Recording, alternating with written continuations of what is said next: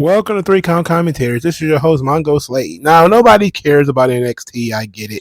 It's the end of the year. Why do you care? But there's a lot of stuff floating around NXT that might be worth talking about. There's some new signings. There's a lot of chatter about a deal with All of Japan over the weekend. I got a lot of people in a tizzy. People were in a tizzy about this. Can't wait to talk about that. And, there was some talk that CM Punk is being groomed to take over NXT. But that's, of course, just a rumor. But we'll talk about it anyway because this is NXT. And then they also had a show that was actually pretty notable for some interesting things that took place. All right, let's get with the signings. So, for starters, Maddie Ranowski. She signed to NXT. I don't know when she'll be starting. I think it'll be January. She's an indie wrestler. I've seen her here and there on the independents. Mostly I've seen her in NWA. She's a young girl. Nothing spectacular. Maybe she'll have something. Maybe she won't. But I think it's worth a try anyway. She has some experience, but she's not that old. I think she's like 26 at the oldest. Maybe she's even younger than that. Of course, they talked about this kid named Jay Malachi who worked for Deadlock Pro Wrestling, who was supposedly coming in too, but he's very young. I heard he's only like 21. The same could be said for Fit Finley's second son, Brogan Finley, who WWE also apparently signed. I don't know anything about Brogan Finley, but if he's anything like Dave, this is not going to be a good one. Dave Finley, for those of you who don't know, is the older of Finley's boys, and he is boring as hell, and he's stinking up New Japan right now, trying to be the leader of the Bullet Club, but he has no charisma to speak of. But then again, it's Japan. It doesn't mean much over there that you don't have any charisma. So those are basically the new signings. Natalia's husband, TJ Wilson, claims that he has a bunch of students in the Dungeon 2.0 that's also going to be signing with the NXT and starting in January. Of course, he didn't give any names. It's not like we would know them anyway. But it's interesting that they're probably going to have a pretty decent class this year in terms of talent pool. A nice mixture of NIL talent, independent talent, and folks that they picked up from the Dungeon 2.0, which is TJ Wilson's school. And I'm guessing there's probably going to be some people also stepping in from Reality of Wrestling too, because Booker T has kind of been teasing some stuff. And also, he's also teasing that there's going to be more crossovers because he got a date for Roxanne Perez to work some shows for him. I mean, she comes from that area and she was trained by Booker T, so it makes sense. And he's been using NXT talent off and on for the last couple of months, so that ought to be pretty cool. All right. So over the weekend, it was noted that NXT had some sort of deal with All Japan Pro Wrestling. This led to so many Japanese wrestling fans losing their mind. There was a clip where I think the president of All Japan Pro Wrestling was banging pots on his head or some nonsense when he got a phone call from WWE, and it was said that a NXT fighter would challenge for the Triple Crown on January the 3rd. This led to a lot of chatter. People were saying that it wasn't true. There wasn't going to be a crossover deal. It wasn't going to be anything. It was just a skit where they were name dropping WWE, and it wasn't nothing going to come out of it. Well, I think a day or two later, William Regal did a video where he publicly acknowledged that Charlie Dempsey is his son, and that Charlie Dempsey will be the guy going over to All Japan Pro Wrestling to do a couple of matches. Apparently, he's going to do a tag team match over there. It's not saying that he's going to be the guy that's going to challenge for the Triple Crown, but he is going to be the guy going to Japan. And this apparently was a deal booked by William Regal because he wants to give his son more experience, and he wants to he thinks that Japan was a great place for the European style, and his son is the master of the European style now. So that's basically what he wants to do. And I like the idea. I think this should happen more often, that they should send NXT talent to other countries. Even if you don't need to have a really real working relationship with them. But I've always been supportive of the idea that a lot of NXT wrestlers are students. They could go learn in other places. They could go to Germany with WXW. They can go to Japan, send them to Mexico, send them to Conan, and let them work a couple of shots in Mexico. Carlito's daddy still owns the promotion in Puerto Rico. Send them down there. Well, if they don't want to get stabbed, but send them to Puerto Rico. I know that there is a new Stampede Wrestling going on in Calgary. I think Bret Hart is involved with that. Send them up there. There's tons of places you can send these folks. I was really in support of a NXT MLW crossover kind of thing. I'm not so much heavy into the WWE crossover with stuff, but NXT with the young talent, yes, get them as much exposure as you can. Send them out, let them learn different styles, and then bring what they learn back. Maybe even have an excursion system, much like New Japan, where they go and they actually are gone for months, especially since they're not doing anything. So many of them are not doing anything. Like Brian Breaker probably would be much better off if you sent him to Japan for 4 months just to live over there, get used to it, work a different style, meet different people, etc. Then you would have if he's just wrestling mid-card matches on NXT TV, because his in-ring stuff will get better. He'll get more ideas. And, the more people that are talking to him, the better. And you might actually get to test to see what his attitude is. Is he one of these people who has to work in WWE or can he work anywhere? Gives him a little bit more of a flexibility. Also gives him a taste of what it's like to be an indie wrestler for those of who weren't doing it, who never done it before. So I'm always in support of that. But the Japanese pro wrestling fans who are losing their minds, I feel sorry for you, honey, but it is what it is. And some of you don't think that this is going to lead to NXT Japan, where it's typically one date. I think that Dempsey is going to work on the second. No, he's going to work on the third, if I remember correctly, because he's going to be working in the States on the second, because he has a match on NXT New Year's Evil. And that begs the question, of course, is whether William Regal is actually going to acknowledge Dempsey as his son on American television. Now, William Regal hasn't been on American television because he has a year-long non-compete with AEW as part of the deal of his separation, his early leaving. He had to sign that he wouldn't be on WWE TV for a year, so he did his year. I think it's pretty much up in January, so he'll be back soon. But it's a good deal for Charlie Dempsey, to be the guy who gets to go and make that move. They actually booked him for New Year's Evil, which I think is the second, and he's going to be wrestling in Japan on the third, so he's got to hop on a flight and fly right on over there. Hey, this is great. Now, a lot of the Japanese pro wrestling fans, again, bad attitudes, really problematic, really think that this whole NXT Japan thing is going to get shoved down their throat when they don't have to watch it if they don't want to. Ultimately, WWE did something with Pro Wrestling Noah last year, where Shinsuke Nakamura wrestled the Great Muta. It led to nothing but a couple of matches, and that was it. It was not that big a deal, really.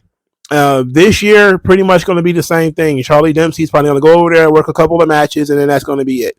But what it says to me is a lot of the Japanese wrestling promotions, which have linked together in some form of a union that they've created over there, where basically all the wrestling companies work together now, and they're going to be having wrestling festivals and all this sort of stuff. It's not that big of a deal, really. All the companies will still be independent, but it's kind of like a conglomerate that they forged in order to better negotiate with the government in issues where, like, the pandemic happened, where they had no clap crowds and stuff like this, and they were trying to fight against that. And also, the financial situation in Japan is really bad. So they're all trying to work together, scratch up as much money as they possibly can. And the Japanese wrestling fans are looking at All Japan as if they're traitors to the Japanese wrestling business, and that they should be kicked out of the Japanese Wrestling Union or Alliance or whatever it is they call it over there. It's not that big of a deal, really. Again, WWE is not trying to buy All Japan. It's not like they sold it to them.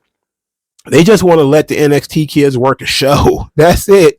Nobody cares about All Japan. That's the thing that really kind of flips my wig. It's like, All Japan exists. you have to be like New Japan is pretty niche, but to be a fan of all Japan pro wrestling, my God, bro, like that's the most niches of the niche.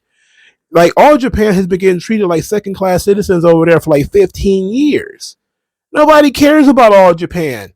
And I know a lot of WWE fans, they pretended to care about All Japan over the weekend. But that was mostly to bother and troll the Japanese Puroresu wrestling fans, which is hilarious because they know it bothers them so much to hear that these people are working with WWE, but it's not that big of a deal. Charlie Dempsey can't work a match in Japan?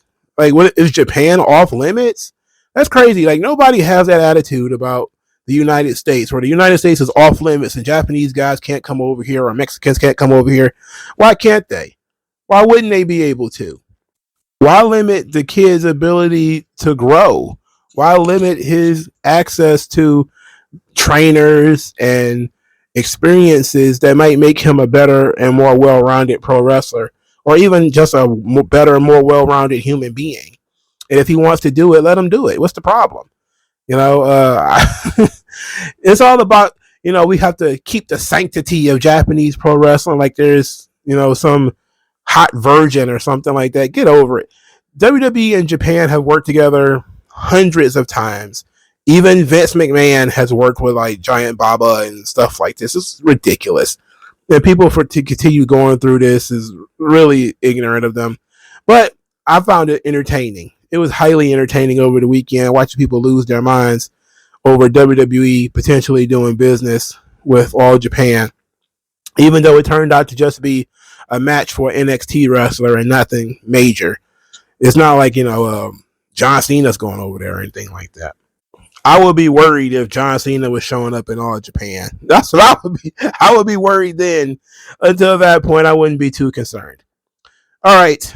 So one more piece of business is a rumor that was started by a wrestle purist journalist that CM Punk is going to be next in line to take over NXT. So apparently CM Punk has been stopping by in Orlando. He's been helping do interviews and different stuff like this. This stuff has been recorded, so it's not like I'm making things up. It's literally like TikTok videos of him interviewing Cora Jade and stuff like that. It's nothing major, nothing over the top. But this guy who is backup Hangman, was I guess a wrestling journalist for Wrestle Purists, said CM Punk's long-term goal is to succeed. He put succeed. Shawn Michaels in NXT. Was told he was buzzing last night, didn't sleep, and flew to Orlando. He'll be doing a lot of observing tonight, seeing how things work over there in terms of TV production. So now the talk, I'm pretty sure you've seen the Cornette video on it by now, that CM Punk is going to take over NXT.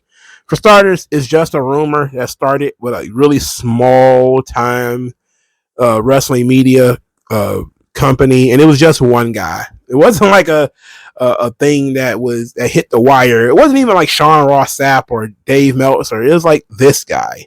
This guy started this thing.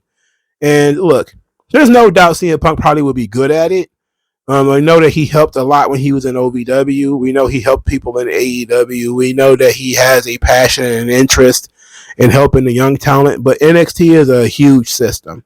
When CM Punk helped in Ring of Honor, when he helped in OVW, when he helped in AEW, a lot of it was smaller scale.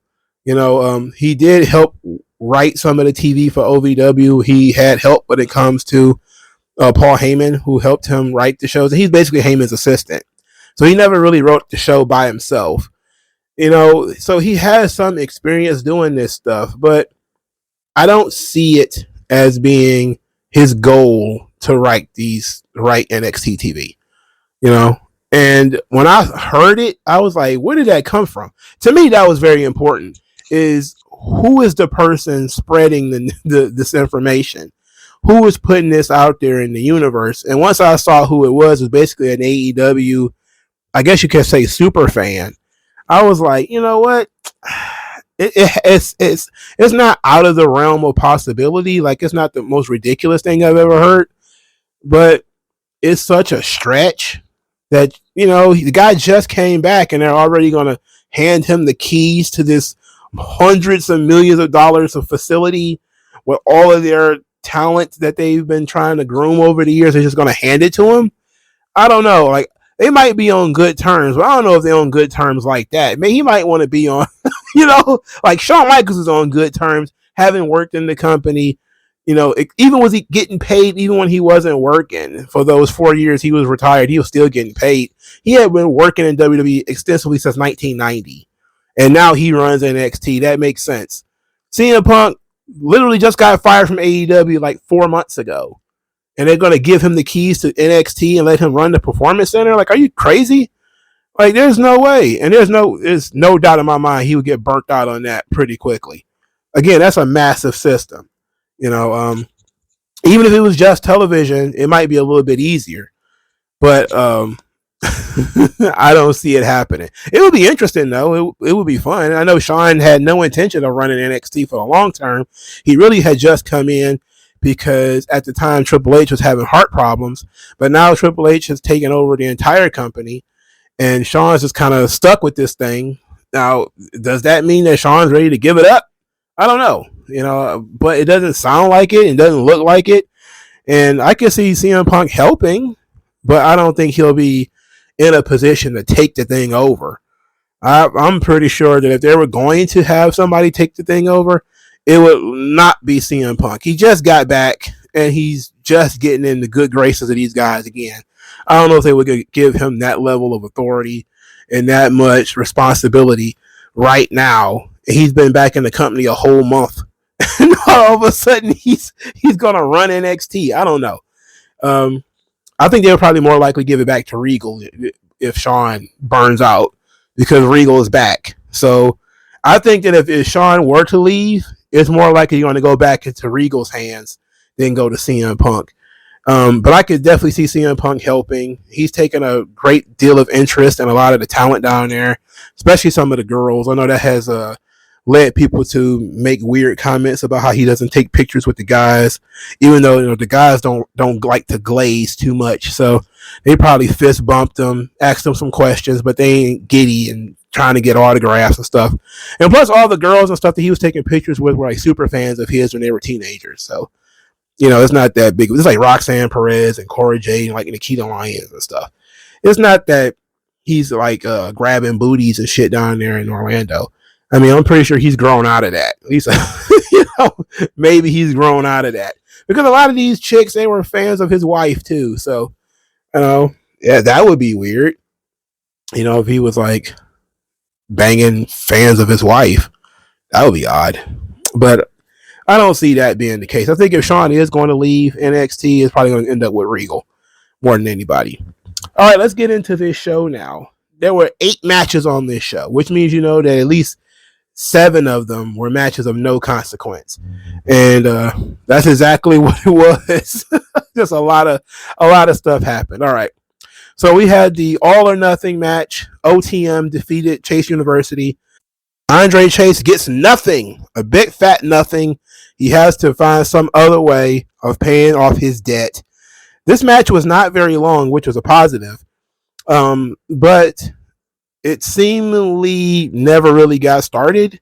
I like OTM's finisher, though. It was pretty cool. So, Noam Dar won the Heritage Cup. He retained the Heritage Cup, I should say, by disqualification, because one disqualification ends the match. And Josh Briggs got caught hitting Noam Dar with the bucket, even though it was the metaphor that introduced the bucket behind the referee's back. Briggs was up 1-0 when the match was stopped.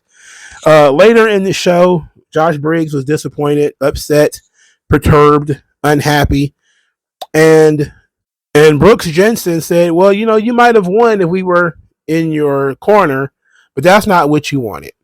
So then Brooks Jensen suggested that Briggs wants to go solo, so he doesn't want to be in his way. And Fallon Henley, she is on the cusp of greatness too. She also wants to go solo. He doesn't want to be in her way either. So they all suggested that they would have an amicable breakup. And they were like, well, this is the end. They did like the shield fist bump. They said they loved each other, and then they all went their own way, which is a very NXT way of breaking up your stable. Like, this is like the third or fourth time that NXT has had a very amicable breakup where nobody turned on anybody. They all just agreed to go their own way. Fallon Henley is going to go off to be a star on her own, and Josh Briggs is going to chase championships on his own, and poor Brooks Jensen is just going to stand there with his Brad Armstrong haircut and try to figure out how to make it work. I mean, it's very unique. They don't need to break up and not be friends anymore in order to do any of this stuff, but they're choosing to do it this way as a way of, separating all of these characters without doing the cliche breakup. Very surprised that they decided to break them up on the last NXT of the year, but this is a trio that's been together since NXT 2.0, and I hated it from the beginning. I do not like this trio, even though individually I think people might have some potential. So Fallon Henley is finally going to be out of the shadow of these guys, and that's really great for her. She's the one who got the most potential, I think. Josh Briggs is going to have to change his look, and so will Jensen. But I'm interested in seeing where they go from here now that they've all just agreed to break up. All right, so Trick Williams is upset. He wants to, push back the match with Ilya Dragunov because Dragunov might not be able to wrestle after Ridge Holland dropped him on his dome piece. Carmelo Hayes is like, look, man, what are you talking about? You need to go ahead and accept the match. Even if Ilya Dragunov can't go, it won't matter in 5 years. They'll only know that you were the champion. They won't care about this whole you beat him while he was hurt thing. And then Trick Williams got a little bit of paranoid. Like, you think I can't beat him, when he's 100%? And Melo's like, no. Yeah, it's not like that. Anyway, Ilya Dragunov showed up, agreed to have the match, and him and Trick Williams shook hands. So a lot of the drama was brushed away, but Ilya Dragunov was wearing a neck brace, so it might just be macho Ilya Dragunov trying to pretend like he's not as hurt as he really is and gonna fight through the pain. But they do have a built-in excuse if Trick Williams wins the match. But I think we have an excellent excuse for him to lose by having Carmelo Hayes get involved. So I can't wait for this thing. It's going to be really good. I like the stare down. I like the handshake at the end too. Maintaining the respect between the two guys because everything is going to be thrown against the wall at the match next week. All right, so Axiom and Nathan Fraser, they were chatterboxing because they're best friends. Nathan Fraser was shit-talking Brian Breaker, upset that neither one of them won Male Superstar of the Year in the NXT Awards. But Nathan Fraser, of course, was happy that it wasn't Brian Breaker. So Brian Breaker, who was just hanging around, listening to this, says, okay, how about you test your speed against my spear and see what happens? Nathan Fraser was like, I didn't say anything to you that I wouldn't say to your face. But yeah, I accept your challenge. Then they had the match, and Braun Breaker won the match with the spear. It was a solid enough match, probably the best match on the show, but it was a match for no reason at all. And I would have liked for them. I think Nathan Fraser should be beyond the point of him just doing random matches and losing. He's actually becoming a decent promo too. So we need to be doing something with him. And Braun Breaker, my goodness. Like, it feels like the guy's just been in limbo since NXT 2.0 ended. And they have no interest in really doing much of anything with him. Now he's back to being involved with Baron Corbin, who is now watching him again. Like, oh my God, no. Get him away from Baron Corbin. Every second he hangs around Baron Corbin is a second he's not looking awesome in a singles feud. All right. Cora Jade defeated Carmen Petrovich with her underhook DDT. Carmen Petrovich looks interesting in terms of in-ring. She has some potential. Of course, need a little bit more personality. Cora Jade is a very mid wrestler, but she has personality at least. After the match, Cora Jade continues beating up Carmen Petrovich, and Gigi Dolan chased her off. So they're going to go with Gigi and Cora Jade in a feud in the future. Going to be a lot of mid matches coming out of that thing. Cora Jade and Braun Breaker both look like Christmas hams with how glazed they are. I mean, they're so brown. I don't know what to do. Why are they so brown? He's super brown. Anyway, the breakout tournament, the finals were set. Lexis King actually was defeated by Riley Osborne. This guy is like 5'2", 120 some odd pounds. Now Trey Bearhill did distract Lexis King, and that's how Riley Osborne was able to win. But I hate this. What was the point of him being in this thing if he was going to lose? Why was he put in here if he was going to lose? And lose to this Riley Osborne guy. It feels like, to me, they decided instead of Lexis King winning that Obafemi is going to win. And Obafemi better win. Because Obafemi defeated Tavion Heights in the other match. So the finals is Riley Osborne versus Obafemi. And just look at the size difference. But also the charisma difference. Because Obafemi cut a promo where he's talking about brute force in his heavy African accent. And that was he bringing to NXT is brute force.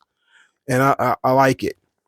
I like this Obafemi kid, man. He looked like he might be something. He might be like the 2024 Braun Breaker, man. He might be something special. But he got to get over this miniature wrestler here. They're still doing the thing with Riley Osborne and Thea Hale, but they're not building on it. They basically just had Thea Hale in the crowd being very excited to cheer for him and everything, but it wasn't nothing. She should have been in ringside, I think. I think she's probably better off being ringside and, showing her support that way. But they may do something where like Riley Osborne gets his shit kicked in by Obafemi and she comes ringside to help him. Maybe. But Obafemi needs to win this tournament. They did the NXT awards where they had Man of the Year, which was Ilya Dragunov, Woman of the Year, Tiffany Stratton, Tag Team of the Year, the Creed Brothers, Match of the Year, Carmelo Hayes versus Dragunov at No Mercy, and the Moment of the Year was The Undertaker's cameo back in October. I can't disagree with any of that. Hayes and Dragunov, I probably would disagree with it, but that would require me actually memorizing matches and when they happened. But I remember I was actually more interested in Tiffany Stratton and Becky Lynch, the first match they had on NXT TV, than Carmelo Hayes and Dragunov. I feel like I have seen those matches 100 times before. It also feels like those matches where guys just throw literally everything at each other, and then they just decide to stay down eventually. But I loved the match. I thought the match was great. I just, if I put some thought into it, I probably could have found a better match. Just, me, myself. All right, Ariana Grace is snitching on Roxanne Perez. She is so good. She is very condescending. She's she's great. I love Ariana Grace. But she has suggestions that Roxanne Perez needs anger management, and that she has some suggestions for places she could go to get her anger management. And she said there's some light bruising on her face, but she still has marvelous bone structure, so it's okay. She was unhappy to hear that she was going to have a match, but she didn't do the Chelsea Green screaming and complaining. She just was like, oh! And she, it was almost like she was offended that the match was going to happen, but at the same time took it in stride. Like she had poise. So that made it so much better. You knew she was offended, but she took the offense like, oh, and it was like, that was it. I appreciate the poise. I like it. Drew Gulak and his boys challenged the LWO to a 6-man tag at New Year's Evil. The LWO accepted the match.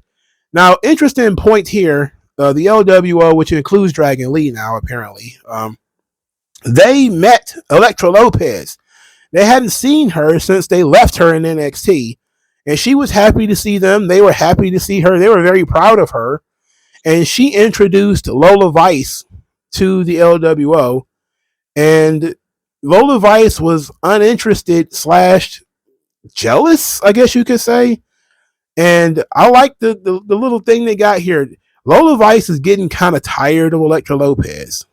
They haven't been together that long, but you can look and see that Lola Vice is starting to distance herself from Elektra Lopez a little bit in terms of her body language. And it's part of her character that she's very cocky. And it's a little bit that she was jealous here. But it was also a little bit like, these dudes are lame. Why are we talking to them? So I'm interested in seeing where they go with this, especially since Elektra Lopez seems to be turning babyface as Lola Vice ends up being a worse and worse heel. All right. Blair Davenport, Lyra Valkyria cut a promo on each other, did a face-to-face. It was nothing special. Nothing came out of that really needs to be discussed. Joe Gacy defeated Joe Coffey in a match that nobody cares about. Why would you book that? Whatever. Hank and Tank apparently are going to be teaming up with Joe Gacy. That doesn't mean anything to me. It just literally doesn't mean anything to me. In the main event of the evening, the LGBT Tatanka, Eddie Thorpe, defeated Dijak in the NXT Underground match. He won by DDTing Dijak through the announce desk.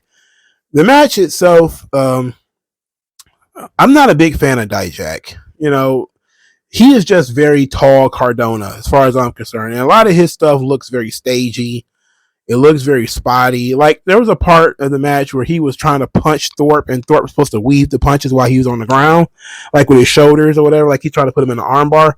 You could tell that Dijak was telegraphing these punches, and they were so phony looking.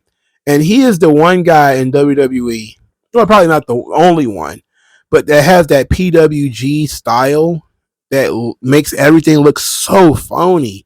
And it's hard to buy into his matches. I've been shitting on Dijak for 3 or 4 years now, bro. He's not getting any better, and he's not getting any younger either. To me, either he needs to be on the main roster doing something, somebody's bodyguard or something like that. Him as a solo act, it's not working out. Eddie Thorpe, I'm not really a big fan of him either. Again, I think he's only been around like a year and some change, so I'm willing to give him a break. But Dijak, fuck no, he sucks ass. He's got to go, bro. He should be a tag team wrestler or something, man. Like, I can't sit through Dijak matches. He's just not good. He's not interesting, man. He can do the moves, but he just does not have charisma. I don't feel fire or intensity or passion or anything out of Dijak's matches. And it's just not working. And we've been watching this guy. I watched him in Ring of Honor when he was Dijakovic and all this kind of stuff, and he was Donovan Dijak. He's just not interesting. He's a guy who can do the moves, but he lacks all the other intangibles. He's not even like small. He's tall, he's athletic, and he can do the moves, but he literally has none of the other intangibles. He can't cut a great promo. He doesn't have any passion. He doesn't have any intensity. He doesn't have any fire. I mean, what the hell is the point of this guy? You know, he sucks. All right, that's NXT. Show was, it was okay. It's way too many matches, but you know, it's the end of the year. They're trying to wrap some things up and start some things for next year. Next week ought to be far more fun. But let me know what you guys think, and I'll talk to you guys later.